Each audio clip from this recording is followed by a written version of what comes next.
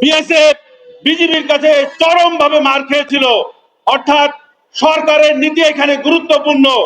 সুতরাং বিএনপি সরকারকে, বর্তমান সরকারকে এভাবেই সীমান্তে বিজিবি যেন মেরুদণ্ড সোজা করে থাকতে পারে সেই বিষয়কে গুরুত্বপূর্ণভাবে অগ্রাধিকার দিতে হবে এবং পাশাপাশি ডিপ্লোম্যাটিক ভাবে এই বৃহৎ প্রতিবেশীকে মোকাবেলা করতে হবে, যেন কোনোভাবেই সীমান্তে আমাদের বাংলাদেশিরা অনিরাপদ না হয় এবং পাশাপাশি সমস্ত অবৈধ পুশিংকে আমাদেরকে মোকাবেলা করতে হবে এবং বাংলাদেশ, আমাদের দেশ, বিএনপি এবং গণ অধিকার পরিষদ, এই জোট সরকার সব সময় এই বিষয়ে সতর্ক থাকবে এবং আমরাও সমস্ত জাতি এই বিষয়ে সতর্ক থাকবো।